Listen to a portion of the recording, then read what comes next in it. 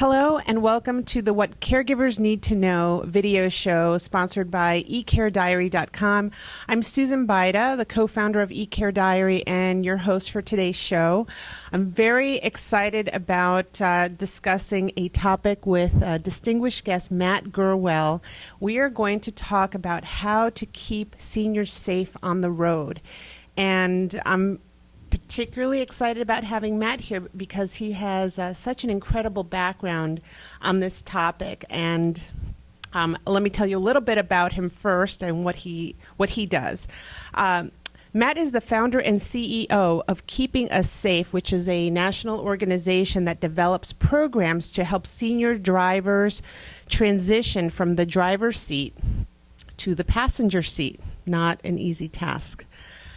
He is also the author of Beyond Driving with Dignity, the workbook for older drivers and their families. I can't tell you how many times I have met people who are struggling with how to discuss this with their parents who are aging and are no longer really able to drive safely on the road. So I think what we're going to learn today will really help us tremendously, I think, in those kind of tough conversations. His workbook is available on Amazon.com, and he also has a website called keepingussafe.org. Welcome, Matt. Thank you, Susan. Thank you for having me. So, Matt, I'm also pretty impressed about your interest and your passion for this subject because you are also a former Ohio State trooper, and I can't think of someone with a better background to address this topic. Well, I have a ton of experience, that's for sure, and hopefully I've been wise and benefited from those experiences. And that actually, Susan, is what led me to start Keeping Us Safe. Was I saw there was a significant void in the system, so to speak, across the country on how we address the issue of older drivers with diminished driving skills. Not just older drivers in general, because many of them are fine to continue driving, hopefully for years to come, but the ones with diminished driving skills, no one really wants to seem to tackle that issue. So I put together a program that would allow families an additional tool so that they could make appropriate decisions, them in conjunction with their loved one, about that person's driving future. Is terrific. I imagine that you must have seen for yourself many of these unfortunate circumstances on the road itself. Absolutely, and I can tell you I've delivered many death notifications from tragic automobile accidents. Some involved older drivers, some involved younger drivers, some involved middle-aged drivers, some involved children, across the spectrum. But no matter who it was that was killed in the accident, after delivering the death notification at the family's home, walking back to my patrol car, I always thought how nice it would be to someday be able to do something that was more proactive in keeping these accidents from happening in the first place. As you know, so much of law enforcement is reactive. You see someone run a stop sign, you stop and ask them not to do that again. You see someone rob a bank, I like to say you stop and ask them not to do that for the next 18 to 24 years. But so much of it was reactive. So that is where the passion part of Keeping Us Safe comes from, is from having done, just like you described, those death notifications and wanting to do something more than what you can probably do in law enforcement to keep these accidents from happening in the first place.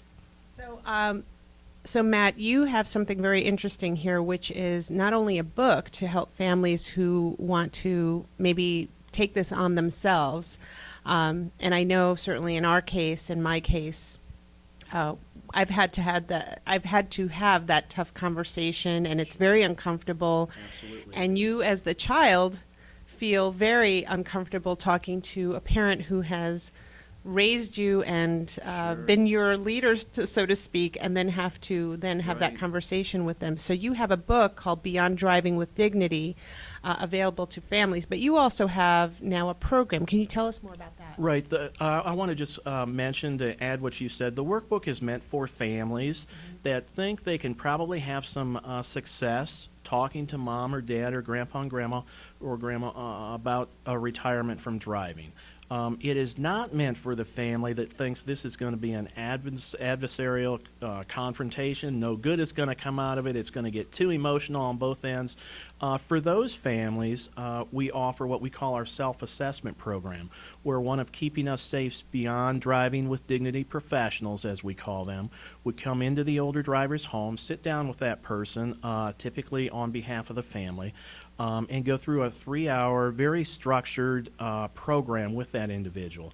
In the end, what we try to do is empower that person to make the right decisions themselves about their driving future. And when they do that, Susan, they take 100% ownership in it.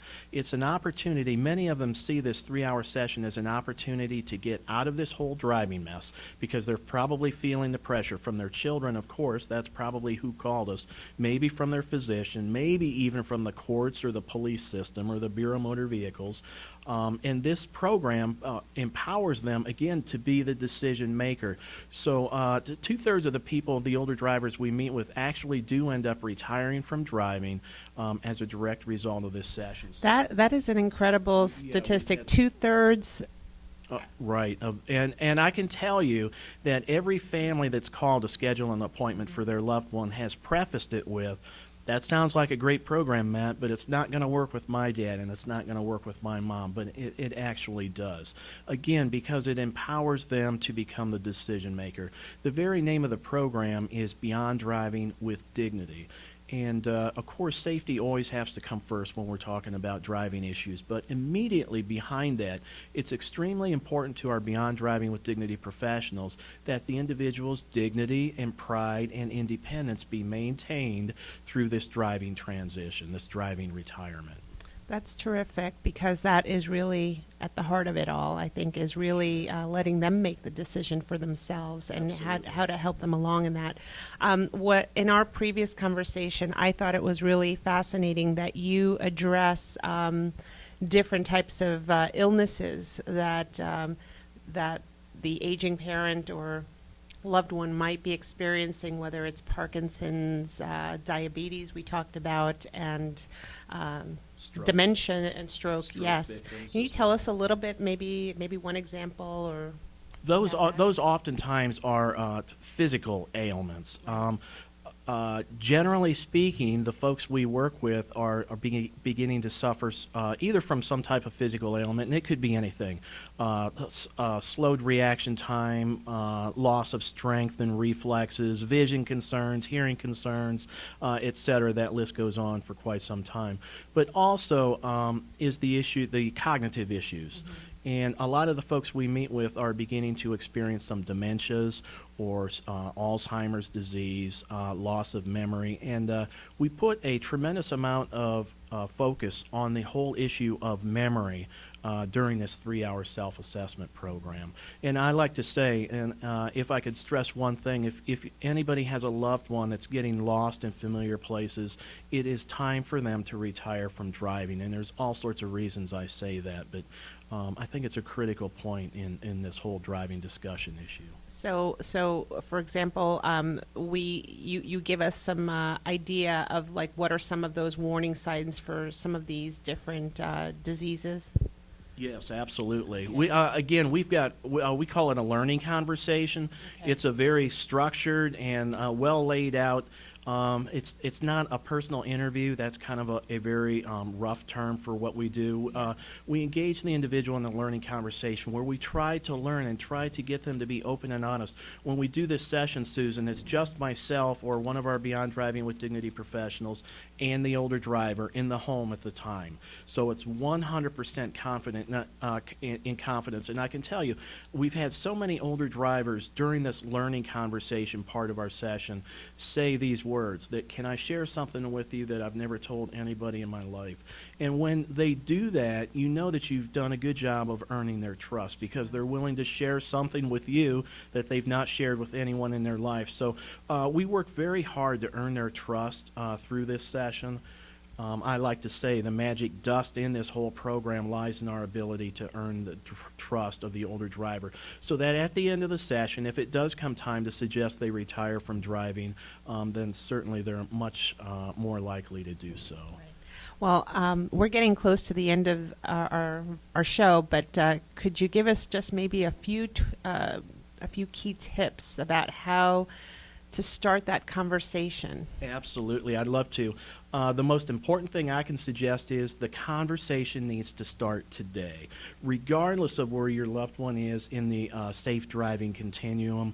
Well, they might be very good drivers. They may still have very sharp minds, but those conversations need to start today. And it's easy to do that. Mom, did you see on the news where someone left Pittsburgh, Pennsylvania for a loaf of bread, and they found them 4 days later in Boise, Idaho?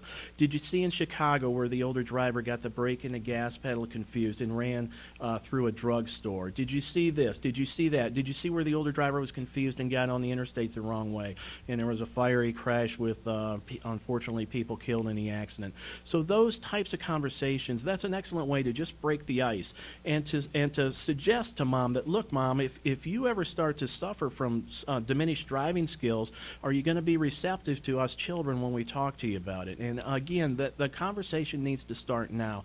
Don't wait until something has happened, or don't put it off until tomorrow, even if it's nothing more than just bringing up the issue, as I just described, of diminished driving skills. Matt, thank you so much for coming to Thank you, Pittsburgh Susan. and talking to me about this, and My pleasure. and sharing such valuable tips with our audience. To learn more about Matt, please visit keepingussafe.org.